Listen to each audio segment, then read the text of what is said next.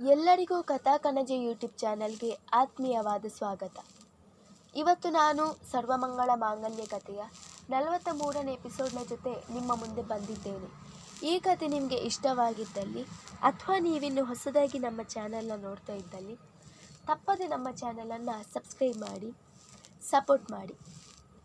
ಮನೆಯ ಮುಂದೆ ಕಾರ್ ನಿಂತ ಸದ್ದಾದಾಗ ಅಚ್ಚರಿಗೊಂಡನು ತನವ್. ಅಷ್ಟರಲ್ಲಿ ಬಾಗಿಲನ್ನು ಬಡಿದ ಸದ್ದಾಗಿತ್ತು. ತನ್ನ ಕೆಲಸವನ್ನು ಅಲ್ಲೇ ಬಿಟ್ಟವನು ಯಾರು ಎಂದು ಸುರುತ್ತಾ ಬಂದು ಬಾಗಿಲು ತೆರೆದರೆ ಅವನ ಮುಂದೆ ರಾಮ್ ಹಾಗೂ ನೀಲರವರು ನಿಂತಿದ್ದರು. ನೀಲರವರ ಕೈಯಲ್ಲಿದ್ದ ಹಣ್ಣು ಹಂಪಲು ಸೀರೆ ಅರಿಶಿನ ಕುಂಕುಮ ಹೂವುಗಳನ್ನು ಕಂಡು ಅಚ್ಚರಿಗೊಂಡನು. ಅವರ ಮುಖದಲ್ಲಿ ನಗು ತಾಂಡವಾಡುತ್ತಿದ್ದರೆ ಅವರ ಪಕ್ಕದಲ್ಲಿ ಕೈಕಟ್ಟಿ ನಿಂತಿದ್ದ ರಾಮ್ರವರು ಗಂಭೀರವಾಗಿದ್ದರು. ಅವರನ್ನು ಕಂಡೊಡನೆ ಅವರು ಅಂದುಕೊಟ್ಟ ಏಟಿನ ನೆನಪಾಗಿತ್ತು. ತಟ್ಟನೆ ಬೆಸ್ತು ಬಿದ್ದನು ಹುಡುಗ. ಇವಳು ಮತ್ಯಾಕಪ್ಪ ಬಂದ್ರು ಇಲ್ಲಿಗೆ? ಇನ್ನೂ ಇವಳ ದೆಸೆಯಿಂದ ಅದ್ಯಾರ ಕೈಯಲ್ಲೆಲ್ಲ ಹೊಡೆಸ್ಕೋಬೇಕೋ ನಾನು ಎಂದು ಮನದಲ್ಲಿ ಹೇಳಿಕೊಂಡವನು ನೀವು ನಮ್ಮನೆ ಮುಂದೆ ಎಂದು ಅನುಮಾನ ವ್ಯಕ್ತಪಡಿಸಿದನು. ಅವನ ಧ್ವನಿ ಅಡುಗೆ ಕೋಣೆಯಲ್ಲಿದ್ದವಳ ಕಿವಿಗೂ ಬಿದ್ದಿತ್ತು. ತನವ್ ಯಾರು ಬಂದ್ರು ಎಂದು ಕೇಳುತ್ತಲೇ ಸೆರಗಿನಿಂದ ಕೈ ಒಡಿಸುತ್ತಾ ಬಾಗಿಲ ಬಳಿ ಬಂದವಳಿಗೆ ಮನೆ ಬಾಗಿಲಲ್ಲಿ ತಂದೆ ತಾಯಿಯನ್ನು ಕಂಡು ಆಶ್ಚರ್ಯದ ಜೊತೆಗೆ ಅವರ ಮೇಲೆ ಕೋಪವೂ ದುಃಖವೂ ಒಟ್ಟಿಗೆ ಬಂದಿತ್ತು.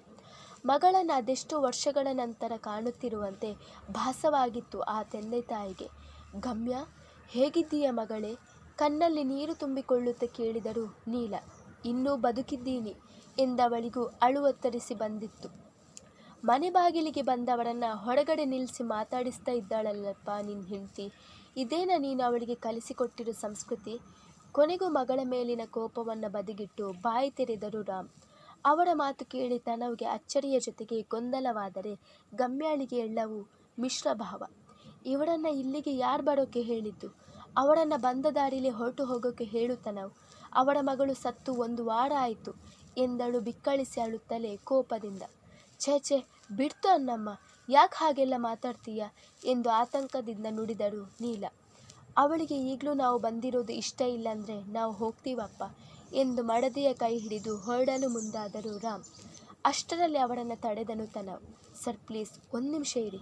ಅವಳೇನೋ ಕೋಪದಲ್ಲಿ ಹಾಗೆಲ್ಲ ಮಾತಾಡ್ತಾ ಇದ್ದಾಳೆ.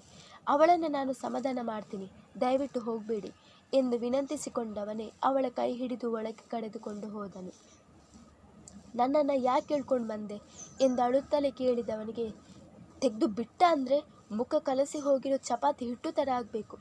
ಅವರು ಪಾಪ ಮಗಳನ್ನು ನೋಡೋ ಆಸೆಯಿಂದ ತಮ್ಮೆಲ್ಲ ಕೋಪನ ಬದಿಗಿಟ್ಟು ಮನೆ ಬಾಗಿಲು ತನಕ ಬಂದಿದ್ದಾರೆ. ಅವರನ್ನು ಮನೆ ಒಳಗಡೆ ಕರ್ಕೊಳ್ಳೋದು ಬಿಟ್ಟು ಹೋಗಿ ಅಂತೆಯಲ್ಲೇ. ನೀನು ಯಾವ ಸೀಮೆ ಮಗಳೇ?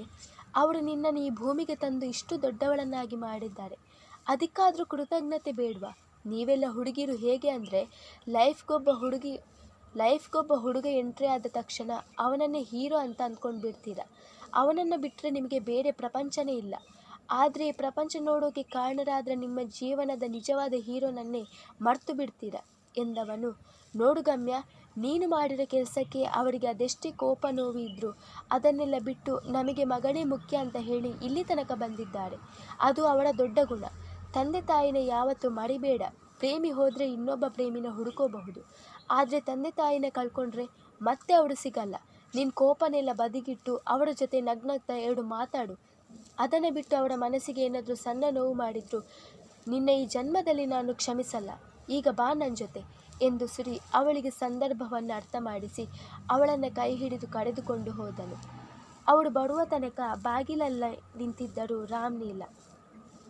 ಸರ್ ಅಲ್ಲೇ ಯಾಕೆ ನಿಂತಿದ್ದೀರಾ? ಒಳಗಡೆ ಬನ್ನಿ. ಮೇಡಮ್ ನೀವು ಕೂಡ ಬನ್ನಿ ಎಂದು ನಗುತ್ತಲೇ ಅವರನ್ನು ಆತ್ಮೀಯವಾಗಿ ಸ್ವಾಗತಿಸಿದನು. ಆದರೆ ಗಮ್ಯ ಮಾತ್ರ ಇನ್ನೂ ಕೋಪದ ಸೋಗು ಹಾಕಿಕೊಂಡು ನಿಂತೇ ಇದ್ದಳು. ಅವಳನ್ನೊಮ್ಮೆ ಕಂಡ ರಾಮ್ರವರು ಒಳಗಡೆ ಕರಿಬೇಕಾಗಿರೋರೇ ಕರಿತಾ ಇಲ್ವಲ್ಲಪ್ಪ. ಮಕ್ಕಳಿಗೆ ತಂದೆ ತಾಯಿ ಪ್ರೀತಿ ಅರ್ಥನೇ ಆಗೋದಿಲ್ಲ ಅನಿಸುತ್ತೆ.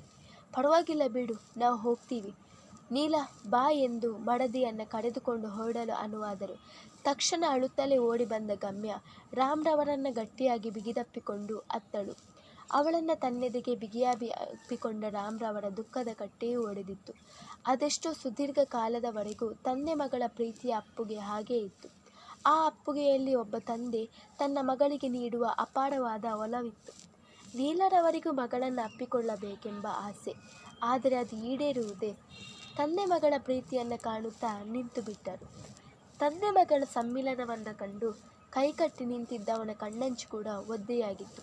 ಆದರೆ ಯಾರಿಗೂ ಕಾಣಿಸದಂತೆ ಕಣ್ಣೀರನ್ನು ತೊಡೆದುಕೊಂಡನು. ಅಪ್ಪ, ನನ್ನನ್ನು ಕ್ಷಮಿಸಿಬಿಡಿ ಅಪ್ಪ, ನಿಮಗೆ ಮೋಸ ಮಾಡಿಬಿಟ್ಟೆ ಎಂದವಳ ಕಣ್ಣೀರು ಅವರ ಎದೆಯನ್ನು ತೋಯಿಸಿತ್ತು. ಇಲ್ಲ ಮಗಳೇ, ನೀನು ಯಾವ ತಪ್ಪು ಕೂಡ ಮಾಡಿಲ್ಲ, ಮೋಸನೂ ಮಾಡಿಲ್ಲ ಎಂದು ಅಳುತ್ತಾ ನುಡಿದರು ರಾಮ್. ತಂದೆ ಮಗಳು ಹೀಗೆ ಇಡ್ತೀರಾ ಅಥವಾ ಬಡವರ ಮನೆ ಆತಿಥ್ಯವನ್ನು ಸ್ವೀಕರಿಸ್ತೀರಾ ಎಂದು ಅವರನ್ನು ನಗಿಸುವ ಸಲುವಾಗಿ ಹೇಳಿದನು ತನವ್. ತಕ್ಷಣ ತಂದೆಯಿಂದ ದೂರ ಸರಿದು ನಗುತ್ತಾ ನಿಂತಳು ಗಮ್ಯ.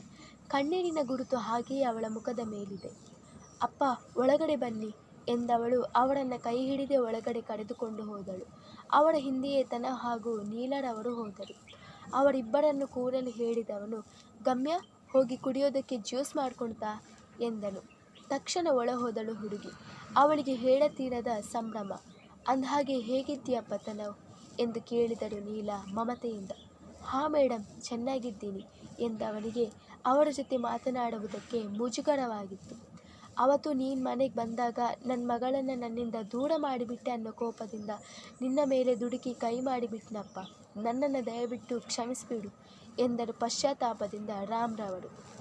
ಅಯ್ಯೋ ಸರ್, ಯಾಕೆ ಹಾಗೆ ಹೇಳ್ತೀರಾ? ಒಂದು ತಂದೆ ಸ್ಥಾನದಲ್ಲಿ ನಿಂತು ಯೋಚನೆ ಮಾಡಿದಾಗ ನೀವು ಮಾಡಿದ್ದು ಸರಿಯಾಗಿತ್ತು. ನೀವು ನನ್ನ ಮೇಲೆ ಕೈ ಮಾಡಿದ್ದೀರನ್ನೋ ನೋವು ನನಗಿಲ್ಲ. ಅದನ್ನು ನಾನು ಅವತ್ತೇ ಮರೆತು ಬಿಟ್ಟಿದ್ದೀನಿ ಎಂದನು ನಗುತ್ತಾ. ಅವನ ಉದಾರತೆಯ ಮಾತು ಕೇಳಿ ಮುಖ ನೋಡಿಕೊಂಡರು ರಾಮ್ ನೀಲ. ತುಂಬ ದೊಡ್ಡ ಗುಣನಪ್ಪ ನಿಂದು ಎಂದರು ನೀಲ. ಮುಗುಳು ನಕ್ಕನು ಹುಡುಗ. ಅಂದಹಾಗೆ ನಿನ್ನ ಅಪ್ಪಮ್ಮ ಎಲ್ಲಿ ಕಾಣಿಸ್ತಿಲ್ಲ? ಮನೇಲಿಲ್ವಾ ಕೇಳಿದರು ಕಣ್ಣಾಡಿಸುತ್ತಾ ರಾಮ್. ಅವರ ಮಾತು ಕೇಳಿ ಸಪ್ಪಗಾಯಿತವನ ಮುಖ. ಇಲ್ಲ ಸರ್, ಅಪ್ಪ ಅಮ್ಮ ಇಬ್ಬರು ನಾನು ಸಣ್ಣವನಿದ್ದಾಗಲೇ ತೀರ್ಕೊಂಡಿದ್ದಾರೆ. ನಾನು ಅನಾಥ ಎಂದನು. ಕೊನೆಯ ಮಾತುಗಳನ್ನಾಡುವಾಗ ಅವನ ಗಂಟಲುಬ್ಬಿ ಬಂದಿತು. ಎಂದಿಗೂ ಇಷ್ಟೊಂದು ಭಾವುಕನಾದವನಲ್ಲ ಅವನು. ಅವನ ಮಾತು ಕೇಳಿ ದಂಗಾಗಿ ಬಿಟ್ಟರು ಅವರಿಬ್ಬರು. ಹೇಗೆ ಪ್ರತಿಕ್ರಿಯಿಸಬೇಕೋ ತೋಚದಾಯಿತು ಅವರಿಗೆ. ಅನಾಥ ಅಂತ ಯಾಕಪ್ಪ ಹೇಳ್ತೀಯ? ನಿನ್ನ ಜೊತೆ ನಿನ್ನ ಹೆಂಡತಿ ಇದ್ದಾಳೆ, ನಾವಿದ್ದೀವಿ. ಹಾಗಿದ್ದಾಗ ನೀನು ಹೇಗೆ ಅನಾಥ ಆಗ್ತೀಯ? ನೊಂದ್ಕೋಬೇಡ ಎಂದು ಅವನ ತಲೆ ಸವರಿದರು ನೀಲ. ಅವನಿಗೆ ವಿಶೇಷ ಅನುಭೂತಿಯಾಗಿತ್ತು ಅವರ ಸ್ಪರ್ಶದಿಂದ. ಅಂದಹಾಗೆ ನೀನೇನು ಕೆಲಸ ಮಾಡ್ತಾ ಇದ್ದೀಯಾ? ಮಗಳು ಮನೆಯಲ್ಲಿ ಸುಖವಾಗಿದ್ದಾಳೋ ಇಲ್ಲವೋ ಎಂಬ ಪರೀಕ್ಷೆ ಮಾಡುತ್ತಿದ್ದಾರೆ ರಾಮ್ರವರು. ಸದ್ಯಕ್ಕೆ ಗ್ಯಾರೇಜ್ ಒಂದರಲ್ಲಿ ಮೆಕ್ಯಾನಿಕ್ ಆಗಿ ಕೆಲಸ ಮಾಡ್ತಾ ಇದ್ದೀನಿ. ಜೀವನ ನಡೆಸಿಕೊಂಡು ಹೋಗೋಕ್ಕೆ ಆ ಕೆಲಸದಿಂದ ತುಂಬ ಅನುಕೂಲ ಆಗಿದೆ ಎಂದವನಿಗೆ ತನ್ನ ಕೆಲಸದ ಬಗ್ಗೆ ಹೆಮ್ಮೆ ಇತ್ತು ವಿನಃ ಕೀಳರಿಮೆಯಿರಲಿಲ್ಲ. ಅದೇಕೋ ರಾಮ್ರವರ ಮುಖ ಬಿಳಿಚಿಕೊಂಡಿತು. ಮಡದಿಯತ್ತ ನೋಡಿದಳು. ಸುಮ್ಮನಿರುವಂತೆ ಅವರ ಭುಜ ಒತ್ತಿದರು ನೀಲ. ಬೇರೆ ಎಲ್ಲೂ ಕಂಪನಿಲಿ ಕೆಲಸ ಸಿಗಲಿಲ್ವಾ? ಕ್ವಾಲಿಫಿಕೇಷನ್ ಏನು ಕೇಳಿದರು ರಾಮ್. ಓದಬೇಕು ಅಂತ ಆಸೆ ಏನೋ ಬೆಟ್ಟದಷ್ಟಿತ್ತು. ಆದರೆ ಮನೆ ಜವಾಬ್ದಾರಿ ಮುಂದೆ ನಾನು ತಲೆ ಬಾಗಲೇಬೇಕಾಗಿತ್ತು. ಹಾಗಾಗಿ PUCಗೇ ಡ್ರಾಪ್ಔಟ್ ಆಗಿಬಿಟ್ಟೆ. ಕಂಪನಿಲಿ ವರ್ಕ್ ಮಾಡಬೇಕು, ಒಂದೊಳ್ಳೆ ಪೊಸಿಷನ್ಗೆ ಬರಬೇಕು ಅಂತ ಕನಸಿತ್ತು. ಆದರೆ ನನಗೆ ಆ ಕನಸನ್ನು ನೆರವೇರಿಸಿಕೊಳ್ಳೋ ಭಾಗ್ಯ ಇಲ್ಲ ಎಂದವನು ಮಾತನ್ನು ತಿರುಗಿಸುವ ಸಲುವಾಗಿ, ಗಮ್ಯ, ಕುಡಿಯೋದಕ್ಕೇನಾದರೂ ಎಷ್ಟು ಹೊತ್ತಾಯಿತು, ಒಳಗೆ ಹೋಗಿ ಎಂದು ಕೂಗು ಹಾಕಿದನು. ಅವನ ಧ್ವನಿ ಕಿವಿಗೆ ಬೀಳುತ್ತಿದ್ದ ಹಾಗೆ ಸ್ಟೀಲ್ ಲೋಟದಲ್ಲಿ ಲಿಂಬೆಹಣ್ಣಿನ ಶರಬತ್ ಹಿಡಿದುಕೊಂಡು ತಾಯಿ ತಂದೆ ಇಬ್ಬರಿಗೂ ಕೊಟ್ಟವಳು ತನವನ ಪಕ್ಕ ಬಂದು ನಿಂತಳು. ಒಂದು ಗುಟುಕೇರಿಸಿದವರು ಒಬ್ಬರ ಮುಖ ಒಬ್ಬರು ನೋಡಿಕೊಂಡು ಖಾಲಿಯಾದ ಶರಬತ್ನ ಲೋಟವನ್ನು ಗಮ್ಯಳ ಕೈಗೆ ಕೊಟ್ಟರು.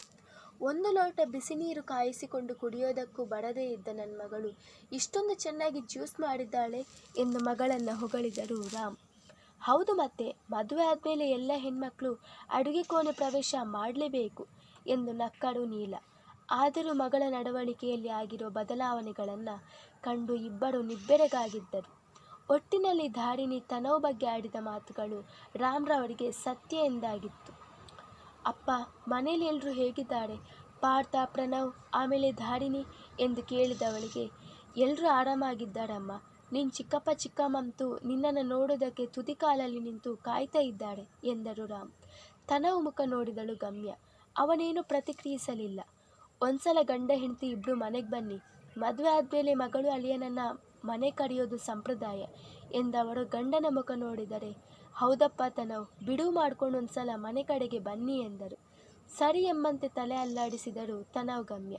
ತನವ್, ನಾನು ನಿನ್ನ ಜೊತೆ ಸ್ವಲ್ಪ ಮಾತಾಡೋಕ್ಕಿದ್ಯಪ್ಪ ಎಂದ ರಾಮ್ರವರನ್ನೇ ಹಿಂಬಾಲಿಸಿದನು ತನವ್. ಮುಂದುವರಿಯುವುದು.